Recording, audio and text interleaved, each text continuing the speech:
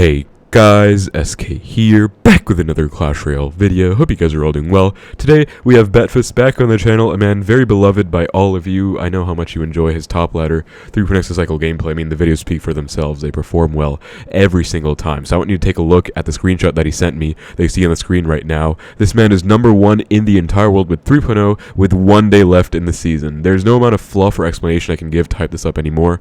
It speaks for itself. He's #1 in the entire world. So in today's video, I'll be sharing his games and going over my thought process and analyzing them. Hope you enjoy. Alright everyone, we have Betfas making a triumphant return to the channel, not more than like a week, I think, since the last video, and that one performed amazing. I know how much you guys love watching him. He texted me when I was asleep and he said, SK, I'm #1 in the world. Now he's #2 because Luminary played a game, but this is gameplay with 3.0 XBOW that got him to #1 in the entire world. Currently #2, basically #1 because he's pretty much 1 game off. So we have some amazing replays to share with you guys today, and the very first one is going to be up against Dominic Loves Akaza, Doom, one of the best lava players. In my opinion, the most talented lava player in the world right now, with amazing finishes. #4 on ladder right there. So we're going to be watching all these games. I'll be breaking them down and sharing them with you guys. I've been so swamped and stressed with my university semester. Computer science is ridiculous, man. I'm actually dying, but I wanted to make some time to make this video for you guys. I still plan to make videos twice or thrice a week when I can find the time. It's just really hard, but of course this is my passion. I'm going to be doing this, and Betfas did text me, so I got these replays. You know, I have to get them to you guys. I feel like I just really enjoy doing a lot for the XBOW community, you know, sharing this gameplay with you, because he doesn't really record these himself, so if I didn't do this, no one else really would, and I've kind of been known for doing this at this point. I break down all the top XBOW players, like Betfas, like Titan, even my friends like Archer Master 2. So yeah, we're going to be showcasing the Betfas gameplay for top one, #1 in the world. This is literally #1 in the world gameplay. Like, you cannot get any better than this. This gameplay was literally the #1 Clash Royale player out of however many million, if you can even say that. I think it might be like 1 million or 2 million tops actively on ladder. I'm not sure. I think the game's doing okay, but it could be doing better. Anyways, that's a big topic for another day, but #1 in the world of every single player playing this game with 3.0 XBOW. I did not think I would see the day, honestly. I mean, Betfas does this early season. He gets like top 10, top 5 with 3.0, but #1 is crazy, especially because 3.0 XBOW is such an easy deck to snipe, and you guys know snipes are very common on top ladder. If you don't know that, then basically people look at their friends list to see who's playing, and they try and snipe, which is like knowingly match a certain opponent, and usually they switch decks to try and get a good matchup. For example, there's this guy who always snipes XBOW with Royale Giant Earthquake arrows every single time. It's actually kind of ridiculous, but yeah, we're going to be seeing this game right now. 3.0 against Lava Hound Void, and Doom does choose to ignore that XBOW, so nice little lock by Betfas in the right. Notice how efficiently he cycled his Evos, mainly the archers. He didn't go for any Teslas, guys. He's been playing pretty aggressively, and notice he did not allow Dominic to get a single, or Dominic, or Doom. I guess I'll call him Doom, because that's what he's known as most commonly. But Doom did not go for a single Lava Hound, all of single Elixir. So Betfas actually did elect to play that pretty aggressively, and it worked out pretty well. Goes for the XBOW opposite lane, and now Doom is going to try and tower trade, going all in the other side, because Betfas does not have an Evo Tesla. So he goes for a Tesla over here in the corner. Look at that placement, guys. Really nice stuff. You might not have known that right there, but that's going to make the Loon go in front of the Lava Hound. Really nice play, and that's going to result in a pretty good defense. I mean, the Loon does get to the tower, but only 1 hit, and the Tesla is fully protected. Doom is back to his second Loon now, and he's probably going to void the Tesla, but this is a beautiful value fireball, followed up by the archers, which do actually get voided off, unfortunately, but since the archers get voided off, the Tesla doesn't, and that is a really good defense. So I think the biggest takeaway from that defense, guys, because, you know, he went all in with the XBOW and then just was forced to play perfect defense, and of course he did, it's Betfas, but the biggest takeaway there was that Tesla that made the balloon go in front of the Lava Hound. So take note of that, guys, if you did not know. Now you know. Very nice trick to beat Lava Hound in these positions, and just perfect micro defense, which is really good. So that was the final game, I believe, for #1. Really well played. Alright, guys, so we are going for the next replay. Very sad. Betfas told me that he was down to play for #1 live, and I was like, oh my god, that would be crazy. But unfortunately, we did not get that to work out. So instead, we're going to be going back to the replays. He queued for like 15 minutes straight. So this game is against Asaf, who has a #1 finish, as you saw. So very good ladder player, literally #1 in the world. And he's playing Mortar bait with the cannon cart. He does have a bit of a different variation with the Mother Witch, so that's going to be a bit easier, I guess, than the normal one, but still definitely a bad matchup in my opinion, because it's cannon cart. So yeah, I think that's pretty rough. Anyways, we are going into this this game now, and Asaf is just leaking right now. Betfas goes for the XBOW because he's literally leaking Elixir. And honestly, kind of starting hands him right there. Cannon cart is nowhere to be seen, so Betfas is protecting against this cart. Logs off the gang, and Asaf was not ready with that cart in time. So huge XBOW comes down early, and this is a huge prospect for Betfas. He gets about 1,300 damage from that. Goes for the E-Spirit. By the way, he did switch. He was playing Ice Spirit, but now he's playing Electro because of all the mortar bait, I presume. But this is the problem. I mean, he got a big lock, but can he defend this now? It's a mortar cannon cart push, and he can. Look at that nice placement of that Tesla outside of the range of the cannon cart, so that's going to just take care of the mortar, because the cannon cart's just kind of sitting there annoyingly protecting the mortar. But still, Betfas is down quite a bit of Elixir, but definitely worth it for that early offense. So if you guys are ever in a situation where your opponent is leaking and you play stuff like Split Archers at the start, go for an aggressive XBOW. It might just pan out the way it did for Betfas there and get you a huge lock, especially in a bad matchup. On another note, if you guys enjoyed the video, please be sure to like and subscribe. As I said, I've been really drowning with my university content, and I'm doing my best to stay on top of, or university classes, I'm doing my absolute best to stay on top of my content along with that, with my streams, with my videos, but it is really hard. So if you guys do enjoy this content, any kind of appreciation, you know, leaving a like, commenting, subscribing would mean the world to me. Thank you guys very much, especially if you enjoy the extra effort I go out of my way for to make these special guest videos for you guys, because I really do. I want you guys to have the best gameplay. And wow, speaking of best gameplay, that was a big mistake by Asaf, missing the Evo Archer pickup. So just like that, he kind of fumbled in the first 2 minutes. And honestly, these kind of games do happen. I'm sure you guys have had games where you play these kinds of mistakes, and it happens to everyone. It's not really like something you can fault a player for. It'll always happen eventually, but it's obviously nice to be on the receiving end of this, and you still have to play well. So finding the perfect expo opportunities, finding the right options, or creating the right situations too. For example, that would not have happened if Betfas was not proactive with his Evo Archer, where he went for the Skellies in front to protect it and help it get tanked for against that Cannoneer. And obviously Asaf thought that the Goblin Gang would tank, and it got logged, or I forgot what exactly happened. Anyways, Evo Mortar does come down. Betfas just lets it lock on and goes for Archers after the fact, and that's going to be a pretty good defense. At this point, even if Asaf did overcommit to that, Betfas could have log fireballed the mortar, and he probably would have been fine long term. Now this is a big play. We already saw another video where I made a video of Betfas, and it was kind of like a guide against mortar bait, because we had 3 games against mortar bait in there. And this is exactly the biggest takeaway that I saw in that matchup, which is defensive expos that you can see Betfas goes for here, because it just kind of makes the game go in your favor and in your momentum, and that's kind of what you want against this matchup, because they don't have a big spell. You don't want to just keep going in and they just always defend you easily, because that is definitely what will happen if you just try and go in.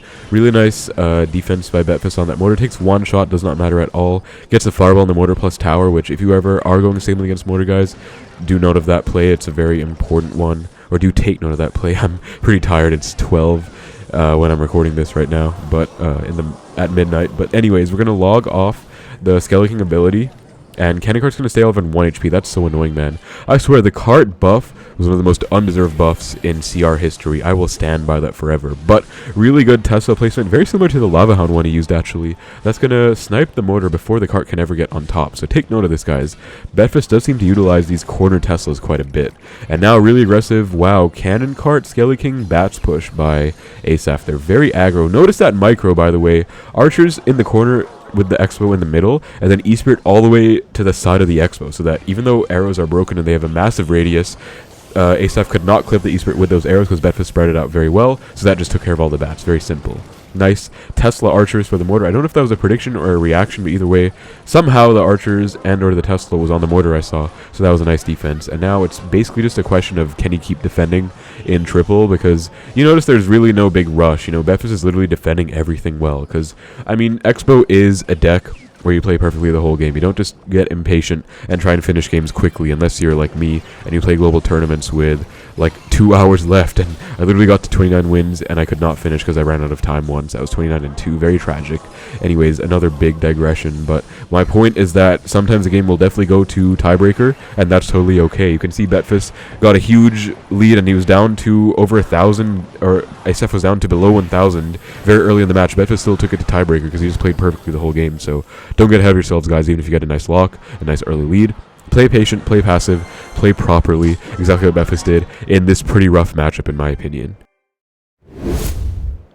Alright, moving on, we have the next replay, which is against Tourist, one of the best P.E.K.K.A players in the world. And notice I'm showing you guys all these people's profiles. Tourist has a number 8 ladder finish with P.E.K.K.A, so definitely I would say like a top 3 P.E.K.K.A player right now. I think it's like Tourist, ExeNado, and then Simo. I think those guys are the 3 best P.E.K.K.A players right now.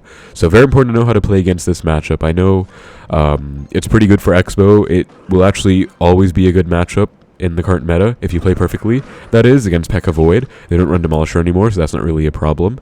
But you do still have to know how to play well, because if you don't, then you might mess up, you might lose, you might make mistakes and stuff like that. So you want to know how to play against this matchup. I've had people in the past tell me, SK, I swear this is not XBOW's matchup. I lose it every single time without fail. And I mean, I did not know how to help those guys because I really tried, and they would always just say, I just can't do anything, I lose. But just watch this video, guys. Watch this game especially. Watch how Betfas plays the P.E.K.K.A matchup, and I promise you will be able to beat this matchup. It is a good matchup for XBOW. You should not be losing this matchup if you play well. So P.E.K.K.A at the bridge, and Zap was just cycled. So really nice awareness of Betfas there, going all in, basically. Skellies, Knight Archers, and E-Spirit plus Log will hopefully get a nice XBOW lock there. Unfortunately, it will not. P.E.K.K.A is pretty crazy with that long range, that 3 tile, or however long the range is, man. That buff was crazy. And can you believe they're doing an Evo P.E.K.K.A, like, on top of P.E.K.K.A already being so broken? Anyways, yet another digression for the day of SK's thoughts at midnight. But that is unfortunately not going to work out. But I feel like that was really good recognition of a bad card cycle by Tourist on Betfas' end, where he had no Zap, he had no Mother Witch, so Betfas could just go all in with the Archers plus Skellies with the counter-pushing Knight, I think it was. So that was just pretty nice. And he's going to go into XBOW again here. Unfortunately, it does get targeted by the Bandit. I don't know why. And Tourist goes for this late E-Wiz play, which does not get on the XBOW, so I don't know what that's all about. Notice this perfect split Archers by Betfas 2. Log E-Spirit for all of that, and that's actually going to be another mini lock. That's crazy. I think Tourist did not defend that well. I think he probably should have gone, like, I don't know, actually. How could he have done that? Because Betfas did a really good Knight the Back. Knight the Back's a very underrated play, guys. It builds you up for a good offense, and that's exactly what happened there. He got a really good offense going, and I mean, now Betfas basically won the game. If you play well in single, you can get a position like this and literally win the game. But, yeah, notice that really good defense, just ignoring the ghost, going late Skellies, and then going split Archers for both sides. Evo Archers getting power shots in both lanes and just perfectly defending. Now, Betfas has switched his entire damage to the other side, so he has a nice lead in both lanes, kind of, with exact damage basically on both. But now he has a big defense to buckle down for. So new pair of Archers will get Evo zapped. How does he defend this actually? This looks pretty rough. He's going to go for the late Skellies, kite towards the middle again.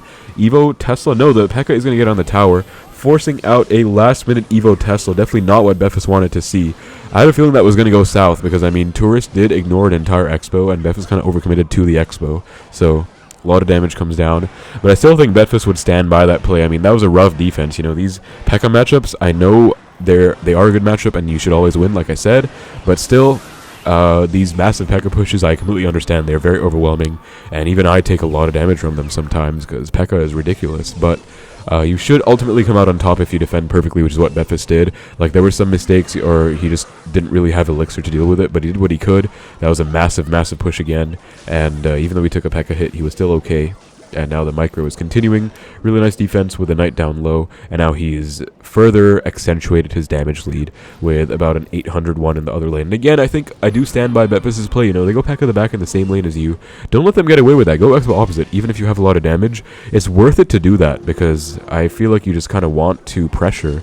And I think he's going to do it again here, isn't he? Yeah, I think he was about to until that poison came down. Maybe not, but still, stacked Archers do come down, and now we have a log on this P.E.K.K.A. We're just basically chilling. Again, remember what I said about tiebreaker. XBOW is a tiebreaker deck, so it's totally fine to go to tiebreaker. Really good Mother Witch by Tourist there, but beautiful Fireball by Betfas. And one of the best counters in the game to the Evo Ram, guys, is the Evo Tesla. It has a built-in reset, so if you can try and like align your Evo cycle the way Betfas did there, get the Evo Ram stunned by the Evo Tesla, then even if the Evo Tesla dies, it gets a second stun. It can be pretty good. And late Bandit forced out by Tourist. He's probably going to have to support this with a Ram now, yep, but he definitely didn't want to do that. Betfas just has really good defense everywhere. Beautiful value log on 2 Barbs, a Bandit, and a Mother Witch. Notice these low logs, guys. He does this quite a bit, and it's a very important play in this matchup.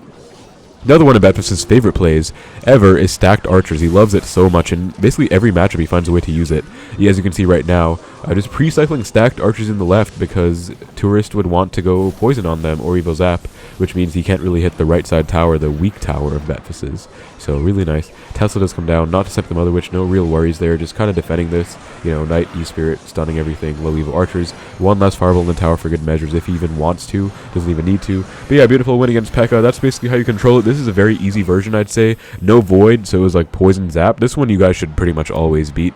Void can be a bit more tricky, but it basically does come down to the same principles. Play offensive, play good defense, and you will come out on top. So great win.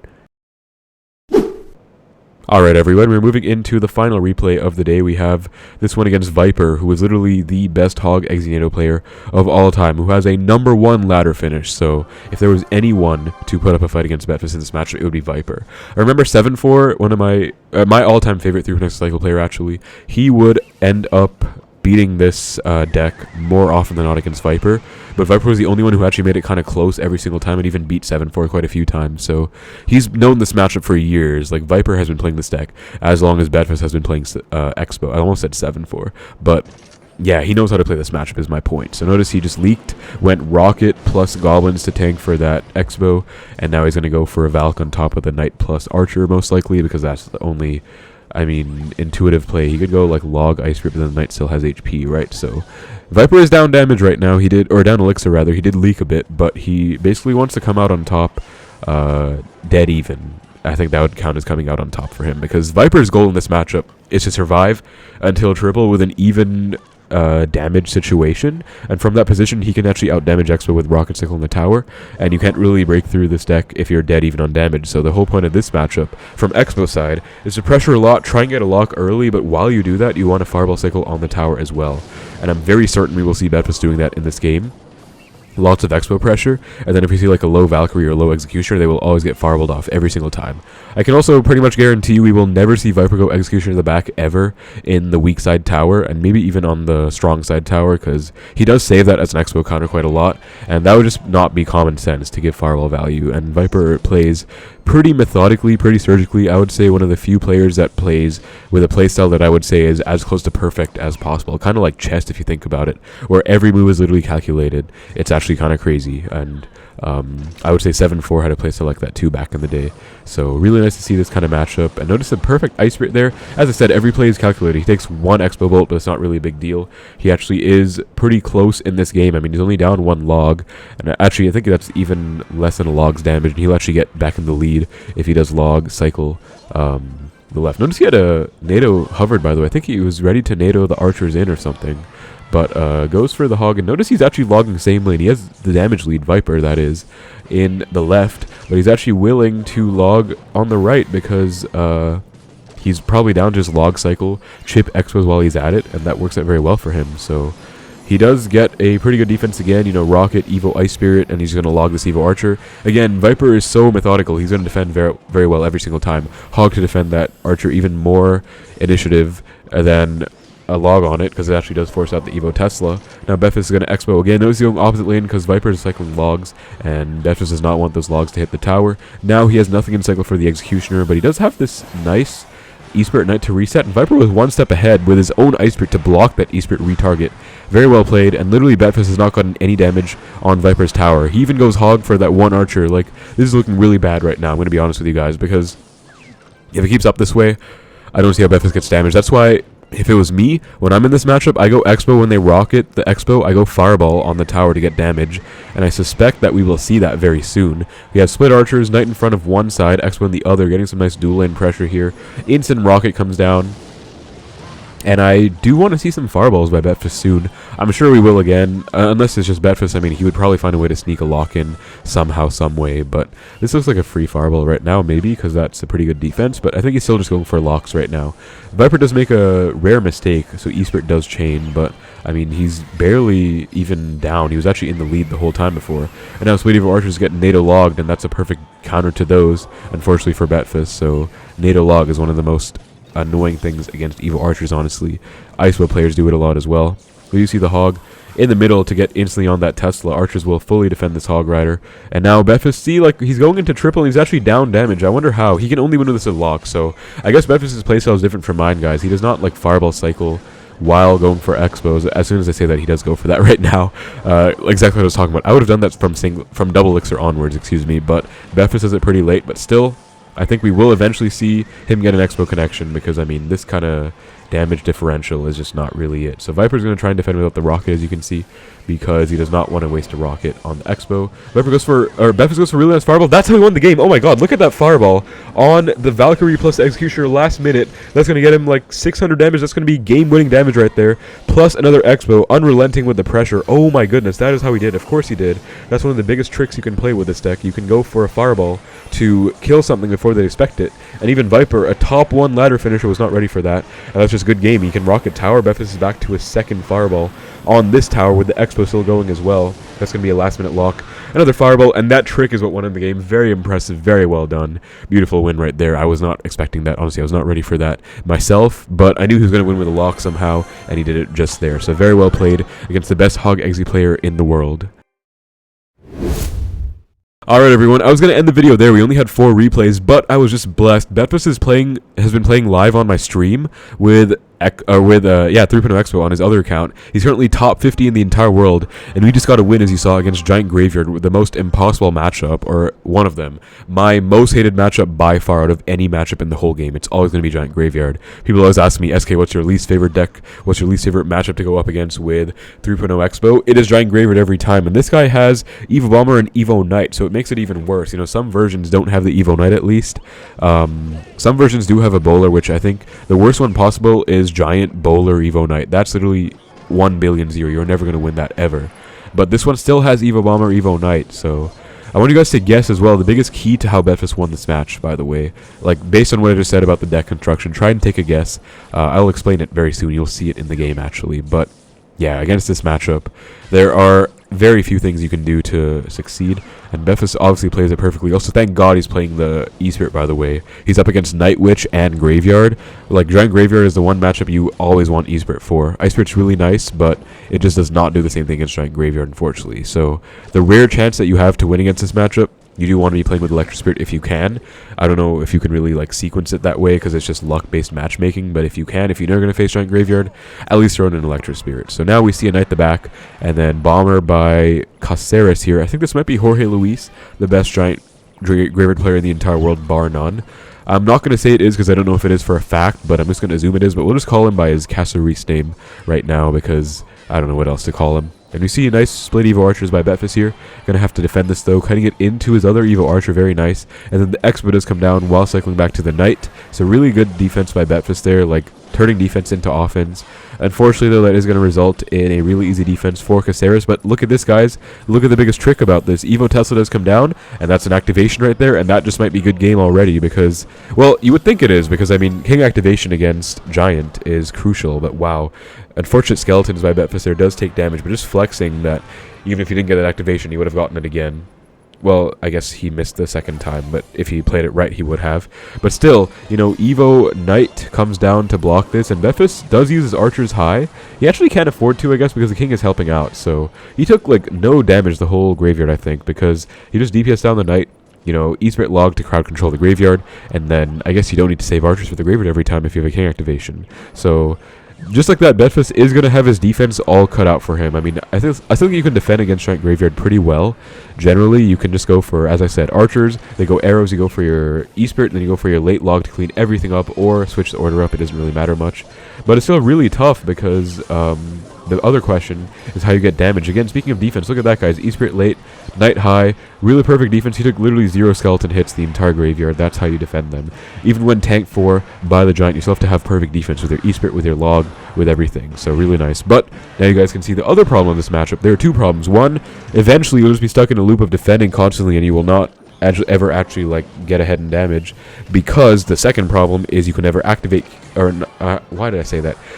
He just activated his king tower. You can never get damage in this matchup. That is what I'm trying to say. As I say that, wow, he gets a lock. What? Okay, I missed that. How did he get a lock right there? I was too busy waffling and I missed how he got one, but you guys should rewatch that to see how he got a lock, because he somehow got one. Of course he did. I think it's because this guy Caceres just cycled his Giant randomly. He didn't have Giant in cycle. I mean, I guess you can get through the other stuff from this deck if you don't have a Giant, but I mean, if you have a Giant on the Expo, you're never breaking through a Giant on the Expo. So yeah, anyways, Betfas does go for the high archers really early on. Knight forced out, high Tesla by Betfas, pretty good.